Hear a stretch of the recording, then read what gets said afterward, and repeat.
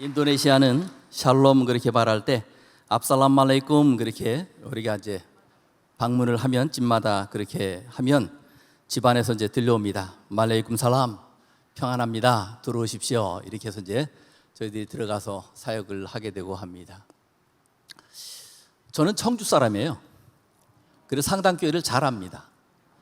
제가 가만히 여기 오늘 오기 전에 개각 시사를 보니까 한 45년 전쯤, 45년, 46년 전쯤으로 생각되는데 우리 상당교회가 사창동에 있을 때 여러분의 교회가 주일학교가 막 성장하고 그래서 저는 개척교회의 청년이었거든요. 그래서 주일학교 교사로 여러분들의 교회에 가서 주일학교를 어떻게 운영하는지 얼마나 열정적인지 배우고 또 집회도 많이 참석을 하고 또 원로 목사님 계실 때는 또 원로 목사님 계셔서 또 교회도 좀 방문도 하고 또 여기 또 옮겨왔을 때도 또 원로 목사님하고 또 교제도 하고 그런 사람이어서 어떻게 보면 여러분들하고 이렇게 멀리 떨어졌다 그런 느낌이 안 들고 내 교회 같은 그런 느낌이 듭니다. 또 여러분들이 저를 위해서 늘 기도해 주시고 또 후원해 주셔서 저희들 사역을 그동안 잘 감당을 하고 있습니다. 지난번에 우리가 코로나 기간 동안에 특별히 이제 줌으로 이렇게 많이 기도회도 했는데 열방 기도회 이렇게 기도하면서 제가 참 많이 은혜를 받았어요. 다른 어떤 것보다도 많은 교회들이 선교사를 후원하고 기도해 주지만 선교사들의 기도 제목 하나하나를 놓고 같이 기도하고 선교사님들이 함께 참여해서 기도하고 있는 그런 기회들이 별로 많지 않습니다. 근데 하여튼 여러분들의 교회가 열방 기도회를 통해서 그렇게 많이 기도해 주셔서 저희들 선교지에서 참 재미있게 사역을 잘 감당을 하고 있습니다. 저는 청주에서 지내면서 저는 참 좋은 목회자를 만났다고 생각이 되어져요. 아마 제가 그분을 만나지 못했으면 오늘 선교사가 되지 않았을지도 모르겠습니다. 제가 청년 시절에 저희 목사님이 그때 70년대 80년대 초에는 교회가 선교라고 하는 얘기를 거의 안 할 때예요. 선교가 뭔지도 모르던 때예요. 그런데 저희 담임 목사님이 그때 저희들에게 청년들에게 매일같이 매 집회 매 모임마다 우리에게 강조하셨던 게 있어요. 그리고 우리가 따라하던 게 있어요. 오늘은 청주를, 내일은 세계를. 모일 때마다 이걸 했어요. 오늘은 청주를, 내일은 세계를. 그때는 그게 무슨 기도인지도 몰랐어요. 그저 그냥 담임 목사님이 그냥 그런 선교적인 비전을 갖고 막 기도하시니까 그냥 우리도 따라서 그냥 오늘은 청주를, 내일은 세계를 이렇게 비전을 갖고 하다 보니까 어느 순간에 목사님을 배워가게 되고 그 바람에 제가 선교라고 하는 것을 눈을 떠서 선교지에 조금 일찍 나가게 된 그런 케이스가 됐습니다. 저는 참 여러분들의 교회가 정말 좋은 교회라고 생각을 해요. 저는 이 교회에 와서 제일 마음에 드는 게 여기에 써 있는 이 표가 너무 마음에 듭니다. 사도행전의 꿈을 이루는 선교적 교회. 저희들이 청년 때 가졌던 꿈 중에 하나가 이런 거였어요. 사도행전 29장을 이어가는 교회. 사도행전 28장이 끝나잖아요. 그 성령의 역사를 계속 우리가 이어갈 수 있고 하나님 앞에 더 커다란 일들을 할 수 있으면 좋겠다 그런 생각들을 갖고 있었는데 오늘 여기 와서 보니까 또 이런 것들이 있어서 너무나 좋습니다. 선교는 정말 기도가 굉장히 중요합니다. 저는 제가 선교지에 가서 사역을 하면서 나름대로 청년 때부터 시작을 해서 선교에 대해서 많은 생각을 하고 선교지에 간 사람 중에 하나이기 때문에 선교지에 가기 전서부터 많은 제 나름대로의 계획과 프로그램들이 있었어요. 선교지에 가서 나름대로 언어를 열심히 배우고 그동안에 계획했던 것들을 하나하나 이렇게 진행해 나가는데 어려움이 많죠. 여러 가지로 어려움이 있는데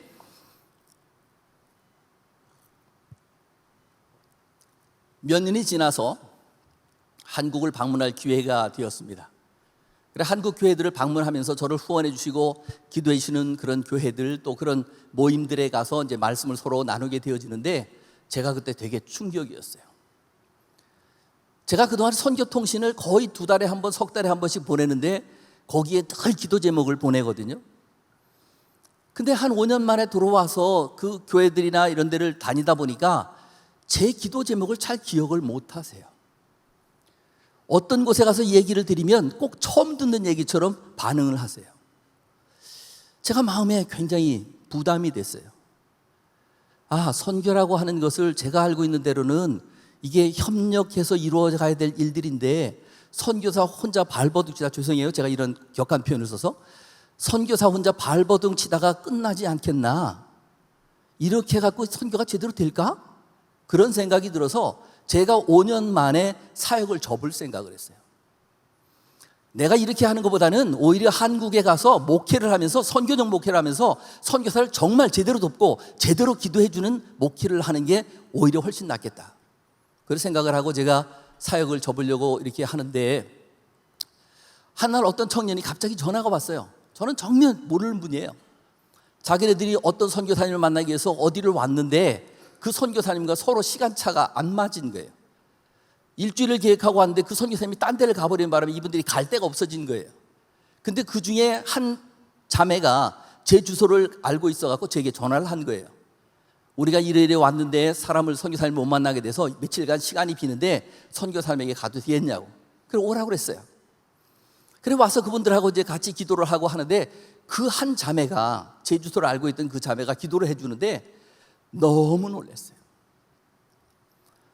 나중에 보니까 그 자매가 어떻게 된 연인인지 모르지만 사람에 건너서 제 선교통신을 받게 됐고, 선교통신에 나오는 기도 제목들을 했는데, 인도네시아 사람들의 이름들이 들어가 있는 기도 제목들 있잖아요. 인도네시아 사람 이름을 기억하는 게 쉽지가 않거든요. 근데 그거를 얼마 많이 기도를 했는지 그 아이들 이름을 대면서 기도하는 것을 제가 직접 보게 되었어요. 그날 저는 정말 한방 멍우 같은 느낌이 들었어요. 엘리야 생각이 바튼 사람이에요. 엘리야가 갈멜산에서 영적으로 승리하고 그렇게 큰 일을 저질렀음에도 불구하고, 큰 일을 이뤘음에도 불구하고 이사벨이 무서워서 도망가서 숨어 있을 때 하나님께 그가 토로하잖아요. 하나님 이제 나밖에 안 남았어요. 두려워서 그렇게 할 때 하나님의 음성은 뭐예요? 바알에게 무릎 꿇지 않은 7,000명의 용사가 있다. 그 말씀이 확 오는 거예요. 제가 생각하기에는 기도한 사람이 없다고 생각을 했는데 하나님이 기도를 계속 이어가도록 사람들 붙여주셨다고 하는 거예요. 선교는 기도 없이 살아갈 수가 없습니다. 여러분의 교회가 선교사를 위해서 한 사람 한 사람을 위해서 기도 제목 하나하나를 놓고 기도해 주시는 것이 저희 선교사들에게 얼마나 큰 그런 힘이 되는지 모릅니다. 그렇기 때문에 우리가 선교지에서 사역을 계속할 수 있는 거예요. 저는 그렇게 생각해요. 그 한 청년이 저를 위해 기도해 준 것 때문에 제가 선교지를 떠나지 않고 계속 일을 할 수 있게 되었어요. 그 한 사람의 기도 때문에 제가 변화된 거예요. 그 한 사람이 기도한 것 때문에 제가 계속 사역을 한 곳에서 하다 보니까 나름대로 어떤 선교의 결과를 이루어내게 된 거죠. 우리는 일을 하다 보면 때로는 실패를 경험할 때도 있잖아요. 또 어려움을 경험할 때도 있습니다. 실패는 아픔이고 고통이지만 그 일들을 통해서 또 하나님이 이루고자 하는 또 다른 길들이 계세요. 제가 선교지에 가서 88년도에 교회를 하나 개척을 했는데 어떤 지역에 개척했냐면, 지방에서 살기가 참 어려우니까 그냥 도시로 무작정 올라온 사람들이 있어요.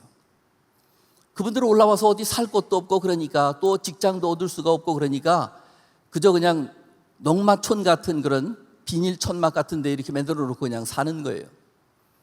근데 인도네시아에 화산이 많고 화산재가 쌓여 갖고 있는 땅들이 있어요. 이 화산재가 쌓인 땅들은 단단하지 못하기 때문에 땅이 움직여요. 그 지역에 교회를 개척을 했는데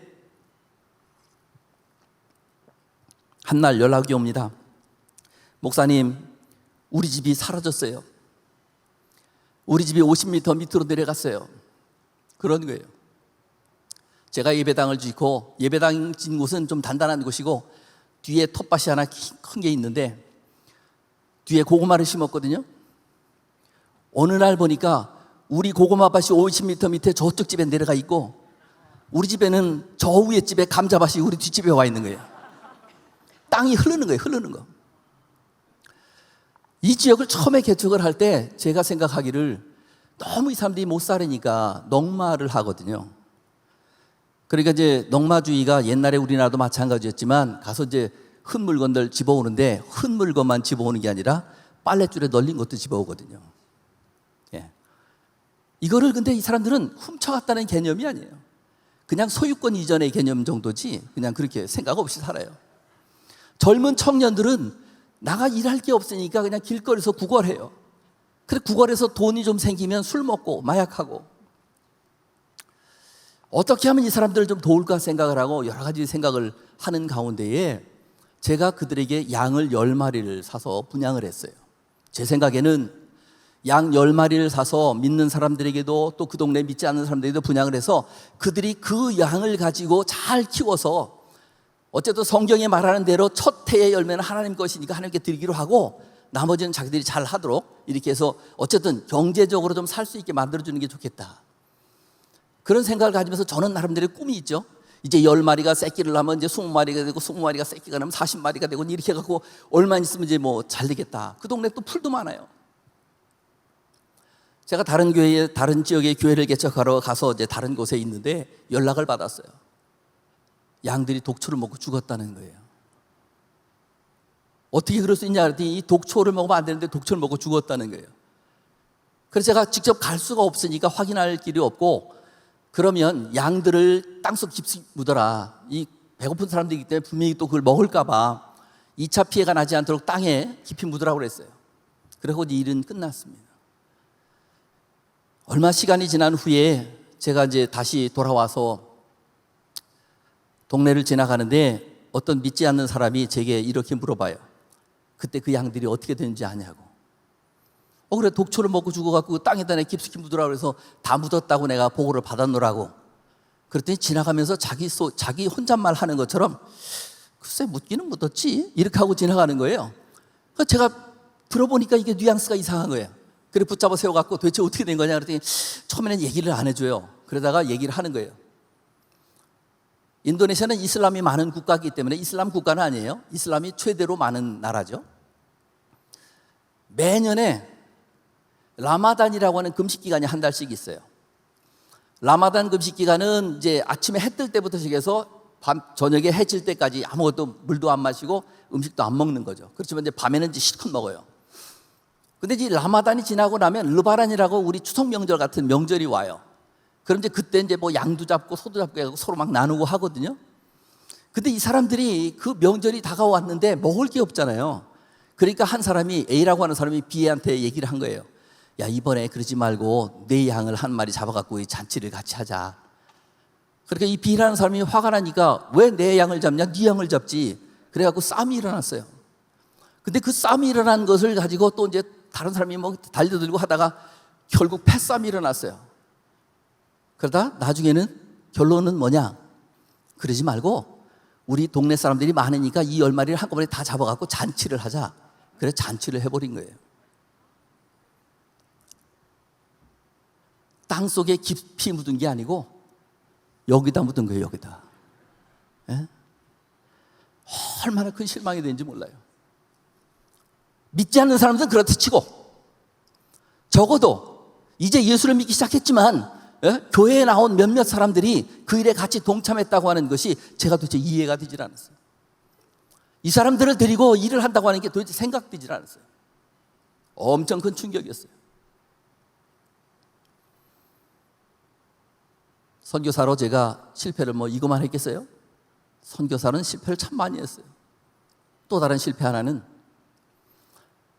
교인들이 몇 명 이렇게 지방에 가면 교인들이 있는데 한 뭐 50명 모이는 교회도 있고 100명 모이는 교회도 있고 하여튼 교회들이 열악하죠. 그런데 성경책을 들고 오는 분들이 없어요. 성경책이 워낙 비싸기 때문에. 목사님 성경책이 있고 재직 중에 한 사람 성경책이 있을 동 말동. 나머지는 아무도 없어요. 제가 많이 그들을 보면서 생각한 거는 이분들에게 성경을 주면 좀 더 말씀을 더 연구하고 더 신앙생활을 잘하겠다 생각이 들어서 한국의 우리 친구들 또 후원하는 교회들 이렇게 막 동원을 해갖고 수천 권을 성경을 사갖고 많은 지역들에게 이렇게 나눠줬어요. 나눠주고 저는 내심 기쁘게 생각을 하고 사람들이 이제 성경을 열심히 잘 보겠지? 잘 읽겠지? 잘 연구하겠지? 생각을 했는데 아이고 웬걸 교회마다 가보면 성경책이 앞장 찢어져갖고 일리 굴러다니고 저길리 굴러다니고 막 그러는 거예요. 제가 나름 연구해봤어요. 왜 그럴까? 이유는 자기의 돈이 들어가지 않았기 때문에 귀하지 않았던 거예요. 그래, 그 다음에도 또 제가 성경 만포를 계속했는데 성경을 그 다음에 팔 때는 성경에 공짜로 주지 않고 그들에게 돈을 내게 했어요. 그때 어떤 변화가 있는지 아세요? 자기 이름을 다 써놓고 자기 성경책 잊어버리면 찾으러 다니느라고 눈에 불을 켜고 찾으러 다녀요. 성경책 찢어진 거 없어요. 그 안에서 제가 실패를 크게 경험했지만 분명하게 깨달은 이 한 가지 있었어요. 저는 선교사로서의 어떤 삶보다 그들이 할 수 있는 비전을 심어주는 것이 제가 할 일이라고 생각을 했어요. 그때부터 저의 선교 방향은 조금 바뀌었습니다. 어떻게 하면 현지인들을 이해하고 현지인들 속에서 제가 사역을 통해서 그들이 정말 하나님을 사랑하고 또 그들의 해야 될 하나님의 사역들을 이루어갈 수 있는 그런 구조로 만들까, 그런 것에 관심을 갖고 제가 사역을 해왔습니다.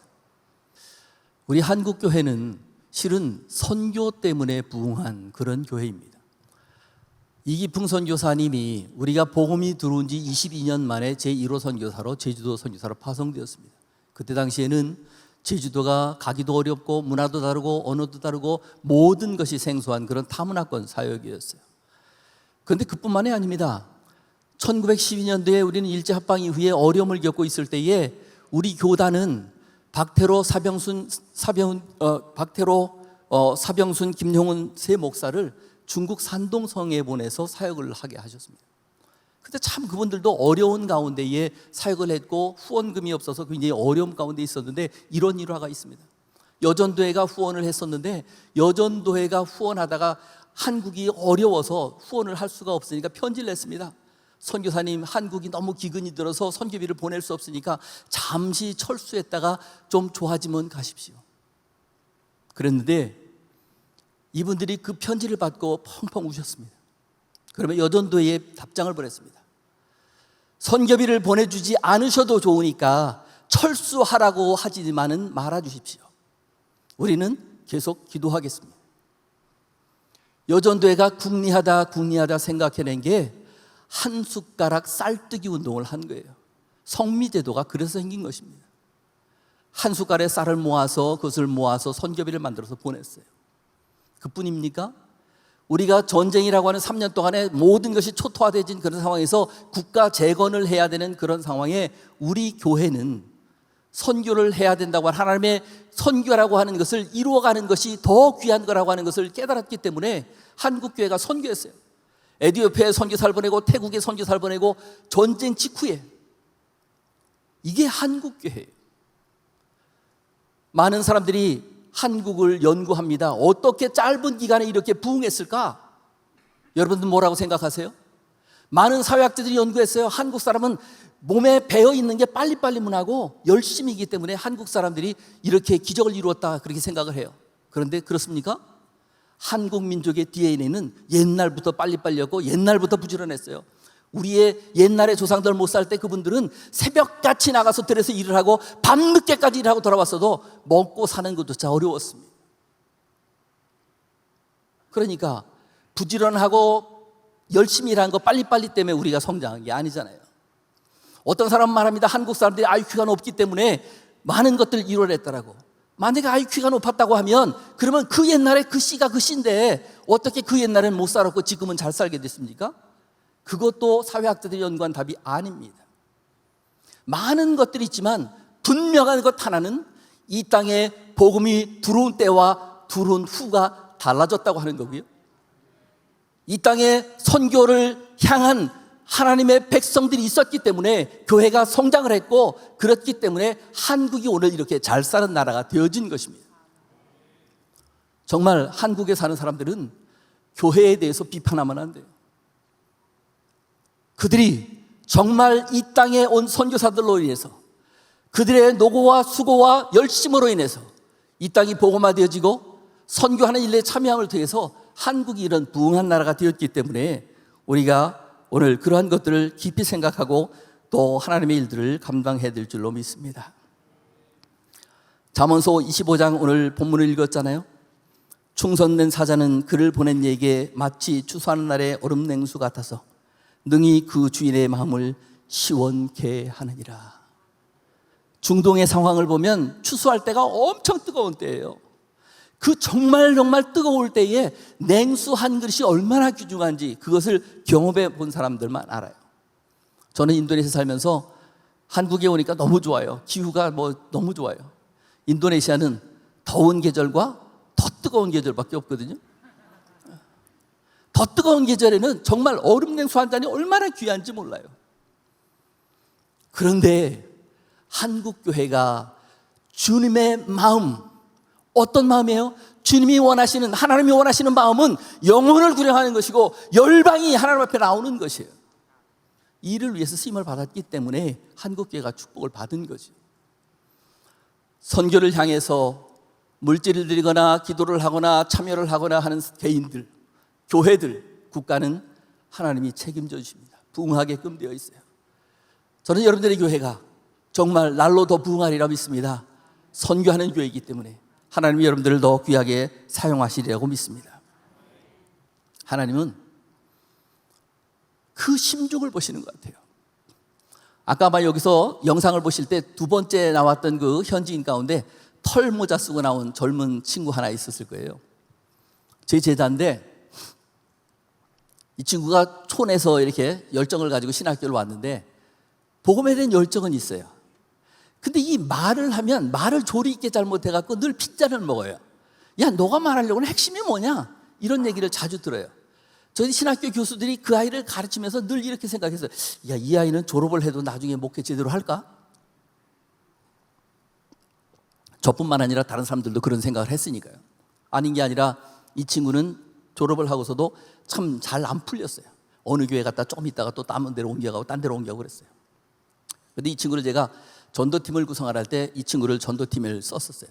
제가 같이 일을 해보니까 복음에 대한 열정은 뜨거워요. 근데 이걸 조리 있게 잘 풀어내지 못하는 것 뿐이에요. 근데 이 친구가 교회를 사역을 하다가 잘 안 되니까 전도하는 팀에 들어가게 됐어요.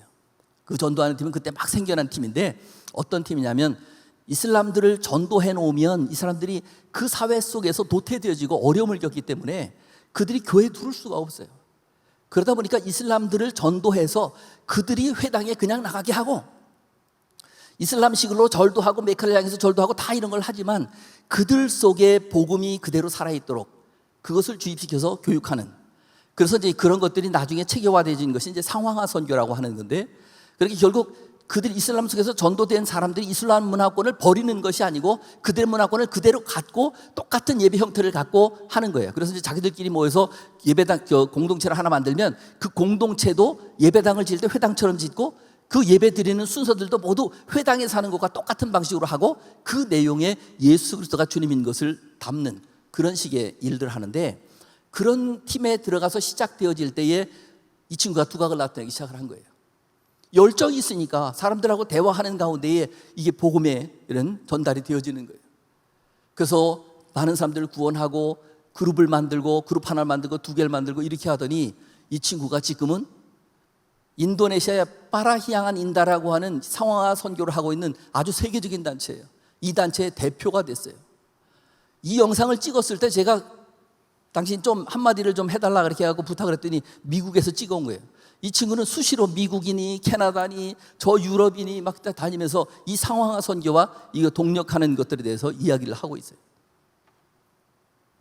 우리가 생각하는 것처럼 똑똑하다고 쓰임받는 것이 아니고 전략적인 사람이라고 쓰임받는 것이 아니고 쓰임받는 사람은 한 가지입니다. 잠언서 25장 13절에 있는 말처럼 주인의 마음을 시원케 하는 사람, 주님이 기뻐하는 사람, 이 사람이 하나님께 쓰임을 받는 거예요. 우리가 오늘 우리 마음 가운데 다짐해야 될 것들은 그런 것입니다. 우리가 정말 주님 앞에 정말 시원케 해드리는 그러한 종으로서 우리가 하루하루를 살아가야 될 것입니다. 저는 가끔 한국에 왔을 때 이런 생각을 가지고, 제 주관적인 생각이니까 여러분 뭐라 그러지 마세요. 저는 한국에 있는 불신자들을 보면 별로 그렇게 불쌍하다는 생각 잘 안 들어요. 왜? 한국은요, 복음을 들으려고 마음만 먹으면 얼마든지 들을 수 있어요. 수백 개의 채널 가운데 복음 방송이 얼마나 많아요. 라디오 틀고 움직이는 가운데 사이클을 돌리다 보면 복음 방송이 얼마나 많이 들려요. 책방마다 아무리 믿지 않는 서적 이렇게 책방에도 가보면 성경책은 어딘가에 다 있어요. 팔아요. 예? 또 쪽복음은 얼마나 많이 다니고 있어요. 또 노방전도 사람 얼마나 많아요. 가가호 방문하는 전도팀들 얼마나 많아요. 한국은 그렇게 많은 기회가 있음에도 불구하고 그것을 자기들 스스로 안 믿은 거예요. 그래서 제가 그분들을 명칭을 이렇게 붙였어요. 자의적 불신자. 자기들은 불신자가 되기로 작정을 한 사람들이에요. 기회가 있음에도 불구하고. 그래서 그들이 천국을 못 가고 지옥 가는 거는 그들의 몫이에요. 그런데 한 번도 복음에 대해서 들어볼 수 없는 기회조차 갖지 못한 사람들이 이 땅에 너무 많다는 거예요. 기회조차 갖지 못하고 정말 죽어가는 사람들의 몫은 누가 감당해야 될까요? 그것은 우리가 책임을 다하지 못한 그런 부분에서 우리가 더 열심히 일해야 될 거라고 생각을 합니다. 인도네시아는 6대 종교가 있어요. 이슬람이 세계에서 제일 많지만 이슬람 국가는 아니에요. 근데 6대 종교가 있지만 이슬람이 워낙 많다 보니까 다른 종교들이 되게 어려움을 많이 겪어요. 인도네시아는 법적으로 종교의 자유가 있는 나라예요. 근데 종교의 자유라고 하는 것이 우리가 이해하는 종교의 자유랑 좀 달라요. 우리가 아는 종교의 자유라고 하는 것은 내가 복음을 전할 수도 있고 복음을 듣고 수용할 수도 있고 한 그런 자유라면 인도네시아의 자유는 내 종교를 방어할 자유예요. 이슬람 신자라고 믿는 사람에게 내가 가서 당신 예수 그리스도를 믿지 않으면 지옥 갑니다 이렇게 얘기를 하면 그 사람은 자기의 종교를 침해당했다고 생각을 하고 그가 종교성이 신고하면 저는 그대로 유치장으로 가는 거예요. 왜? 그들의 종교를 침해했기 때문에. 그럼 이런 상황에서 어떻게 우리가 전도를 하겠어요? 그런데 다 길은 있는 것입니다. 우리가 어떤 어려움을 겪어도 그 안에 다 길들은 있습니다. 인도네시아 가니까 처음에 이해 안 되는 게 하나 있었어요. 성탄절 예배를 드리는데 12월 25일 날 예배를 드리고 그 다음 주에도 성탄절 예배, 그 다음 주에도 성탄절 예배, 이런 성탄절 예배가 계속 이어져요. 언제까지? 그 다음 부활절까지. 오늘은 교회가 주관하는 성탄절 예배, 다음 주는 여선교회가 주관하는 성탄절 예배, 그 다음 주는 남선교회가 주관하는 성탄절 예배, 중고등부가 하는 예배, 이렇게 해요. 왜? 우리가 밖에서 복음을 전하면 문제가 발생하지만 우리가 그들을 초청해서 교회 안에 딱 발을 들여놓는 순간에 당신 오늘 예수 안 믿으면 지옥 갑니다 이 얘기를 해도 그 사람이 종교 침해를 받은 게 아니에요. 왜? 자기 발로 교회 안에 들어왔기 때문에. 제가 왜 이 얘기를 드리냐 하면 우리 한번 생각해 보세요. 이런 생각 해보신 적 계세요? 교회를 오래 다닌 분이 전도를 잘할까요? 초신자가 전도를 잘할까요? 통계적으로 보면 초신자가 전도를 더 잘해요. 그분들이 우리보다 성경을 많이 알아서 그럽니까? 아니잖아요. 전도는 똑똑해서 전도하는 게 아니고 복음을 많이 알아서 전도하는 게 아니고 그들을 교회 안에 들어올 수 있도록 접촉점을 만들고 안내하는 역할이 우리들의 역할이에요. 교회 안에 들으면 누가 역사하세요? 목사님 말씀하실 거고 성령이 역사해서 그 일들을 이루어내실 거예요. 우리 교회들의 역할은 우리가 접촉점을 만들고 그들을 우리 안에 오게 하는 거죠. 베드로전서 2장 9절에 그렇게 말하잖아요. 오직 너희는 택하신 족속이요 왕같은 지상들이요 거룩한 나라요 하나님의 소유된 백성이다. 이렇게 해서 우리를 분명하게 우리의 지위를 선언해 주고 계십니다. 택하신 자로 거룩한 나라로 하나님의 백성으로 이렇게 택해 주셨는데 거기에 분명한 단서가 붙어 있어요. 이는 너희를 어두운 가운데서 불러내어 그의 기이한 빛에 들어가게 하신 자의 아름다운 덕을 선포하게 하려 하심이라. 우리를 부르신 분명한 목적은 우리가 복음 사역하는 일들 가운데 참여하라고 하는 거죠. 우리가 기도로 참여를 하든 물질로 참여를 하든 사역자로 헌신돼서 참여를 하든 이것이 우리의 사명입니다. 선교는 지금 양상이 변해가고 있어요. 옛날에는 선교 그러면 잘 사는 나라에서 못 사는 나라로, 복음이 있는 나라에서 복음이 없는 나라로 가는 것이 선교였어요. 근데 지금은 세계가 전 세계화 되어지면서 양상이 바뀌었습니다. 지금은 복음을 전하는 나라를 가는 게 아니에요. 가기도 하지만 그쪽에서 또 복음을 받아들이는 나라가 또 복음을 수출하는 그런 상황에 와 있어요. 쌍방통행이 됐거든요. 지금은. 우리 한국은 지금 어떤 상황입니까? 한국은 옛날에 우리가 단일민족이라고 자부했지만 이제는 단일민족이 아니에요. 우리 인구의 4.7%나 되는 250만 명이라는 외국인들이 우리와 함께 살고 있어요. 이제는 다민족 국가가 되었어요. 출산율이 떨어지기 때문에 결국에는 노동력을 충당을 하려면 앞으로 짧은 시간 내에 1000만 인구가 될 거예요. 그러면 1000만 인구가 되어지면 어마어마한 일들이 일어납니다. 유럽에서 외국 인력들을 받아들일 때 아무 생각 없이 받아들이다 보니까 그들이 개토화돼서 모이기 시작을 했어요. 이슬람 사람들이 한 지역에 모이고 또 뭐 다른 종족이 모이고 이렇게 해서 결국 교토화되면 어떻게 일어납니까? 그 동네에 반장이 나와요. 그 동네에 통장이 나와요. 시간이 지나면 시의원이 나와요. 시간이 지나면 국회의원이 나와요. 걷잡을 수 없는 일들이 벌어집니다. 유럽이 인도주의적인 생각을 가지고 많은 사람들을 받아들였지만 지금 그 일로 인해서 얼마나 골머리를 앓는지 몰라요. 우리 주변에 많은 선교지로부터 와 있는 사람들이 지금 현재 우리 주변에 와 있습니다. 한국교회가 선교사를 보내고 계속하는 일도 굉장히 중요한 사역이지만 또 한 가지, 우리 옆에 이미 와 있는 이 선교지를 우리가 사역해야 될 그런 아주 중요한 때가 지금 되었다고 하는 거죠. 이주민 선교가 아주 시급합니다. 그래서 저희들이 이제 이 이주민 선교를 위해서 지금 계속 사역을 하고 있고 또 앞으로도 계속 이 사역들을 확장시켜 나가야 될 것입니다. 이 청주 지역을 중심으로 또 많은 또 외국인들이 있는 줄 아는데 그분들을 위해서도 우리가 해야 될 역할들, 또 개인적으로 우리가 그들에게 접근하고 또 그들에게 예수 그리스도를 믿게 하는 그런 여러 가지의 일들을 통해서 우리가 하나님 앞에 귀한 일들을 이루어갈 수 있기를 주의 이름으로 축원합니다. 여러분들의 교회가 선교적인 비전을 가지고 또 더 많은 선교를 위해서 하나님을 위해 더 귀한 일들을 하기 위해서 노력하고 계시는데 여러분들을 하나님이 더욱더 귀하게 쓰시리라 믿습니다. 우리 안 목사님을 통해서 또 선교적인 비전을 더욱더 키워가시고 그런 가운데 하나님이 우리 모두에게 복 주실 줄로 믿습니다. 택함받아 구원받은 우리가 하나님의 마음을 시원케 해드리는 충성스러운 종들이 되시기를 주의 이름으로 축원합니다. 우리 함께 기도하시겠습니다. 사도행전의 꿈을 이루는 선교적 교회를 목표로 하고 있는 이 상담교회 위에 하나님 역사하시고 주관하여 주옵소서. 수많은 영혼들이 우리 곁에 있습니다. 그들에게 우리가 나아갈 수 있게 하시고 담대함을 주시고 그들에게 전할 수 있도록 능력을 허락하여 주옵소서. 그들을 인도할 수 있게 하시고 그들을 통해 하나님께 영광이 되어지고 우리의 삶 가운데 감사와 기쁨을 아버지 나눌 수 있도록 주여 은혜를 더하여 주옵소서. 각 선교지에 있는 선교사들 위해 주는 은혜를 더하시고 함께 동역하며 귀한 일들을 더 많이 이루어갈 수 있도록 주여 은총을 더하여 주옵소서. 이 시간도 함께 하신 주님을 찬양하옵고 거룩하신 우리 구주 예수 그리스도 이름으로 기도하옵나이다. 아멘.